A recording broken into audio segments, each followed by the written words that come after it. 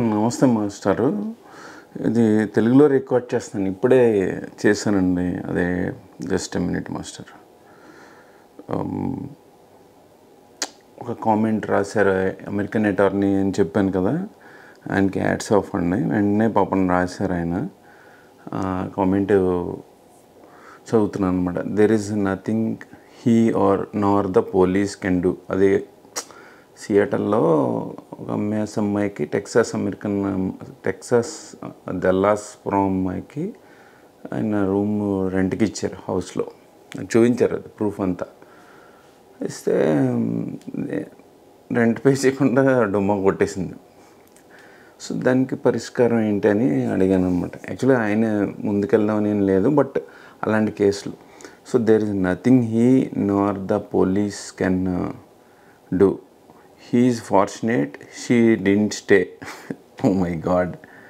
Legally, that was her residence. It would have taken 4 to 5 months and $5,000 plus in legal costs to evict her. Khali change rent.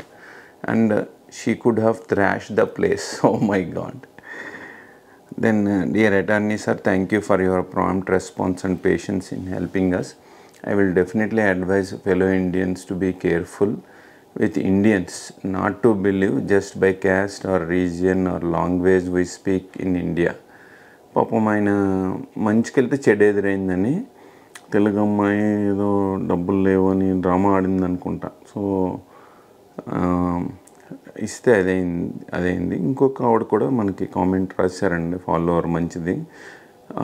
మంచి comment. Indians period పెట్టారు.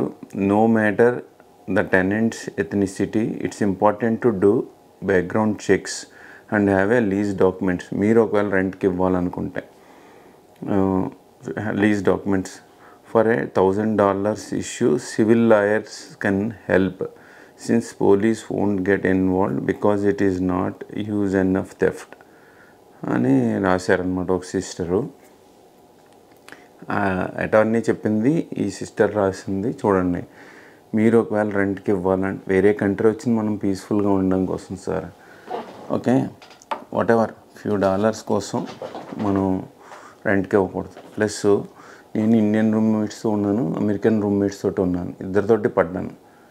తర్వాత నేను Pennington న్యూజెర్సీలో అయితే మోటల్లోనే ఉన్నాను. రోజుకి $50 weekend call ఇచ్చేసి మళ్ళీ Webster 350-700 miles drive చేసుకుని వెళ్ళేవాడిని. పడ్డియం ఇవ్వాలి, అప్పుడు ఎంప్లాయర్స్ ఇవ్వలేదు. పడ్డియం అంటే వేరే వీడియో పెట్టాను, పడ్డియం అన్న టాపిక్కి. తర్వాత ఇండియన్ రూమ్మేట్స్ ఒకలా ఉంటాయి బాధలు.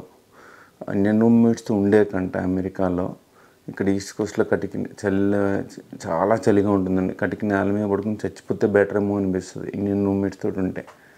అదొక బాధ. అమెరికన్ రూమ్మేట్స్ ఉంటే గన్స్ ఉంటాయి వాళ్ళకి, అది ఆర్గ్యుమెంట్ అయితే లేపేస్తారు, అదొక బాధ. సో మీరు రెంట్లకి ఇచ్చిన ఇది ఎలాంటి ప్రాబ్లమ్స్ ఉంటాయి, మీరు రెంట్కున్న ఎలాంటి ప్రాబ్లమ్స్ ఉంటే సింగిల్ రూమ్లో ఉన్న వీడియోలు చూసి ఒక అతను ఎంఏ స్టూడెంట్ సింగిల్ రూమ్లో ఉన్నాడండి చికాగోలో. సో మీ వీడియోలు ఎందుకు చూసానంటే సార్ అని చెప్పాడు. O visa is for talent. అతనికి EB1లో గ్రీన్ కార్డ్ వచ్చింది. Can you imagine? BTech electrical, MS electrical, BITS పిలాన్లో చదివాడు ఇండియాలో. ఆయన IIT డిఫరెన్స్ బిట్స్కి చెప్పారనమాట. MS mechanic, MS electrical engineering side job అయింది. ఐటీ కాదు, ఐటీ అంటే అంతా ఫేకే కదా మనం. సో అది సింగిల్ రూమ్లో ఉంటే మీరు కలిసి ఉంటే $5కి $10కి ఇండియన్ గ్రాసరీలోను, గ్యాస్ స్టేషన్లోను పనిచేయాలని ఐడియా ఎత్తాడు ఎవడో పనిచేస్తారు. సో సారాంశం ఏంటంటే ఎవరికి రెంట్కే ఇవ్వకండి మాస్టర్. ఏదో డబ్బుల కోసం ఇస్తే లైఫ్ గుడిసిపోద్ది అనమాట. అది ఎస్పెషల్లీ దేశీ గళ్ళు అయితే అది ఇంకా ప్రాబ్లం. ధన్యవాదాలు మాస్టర్.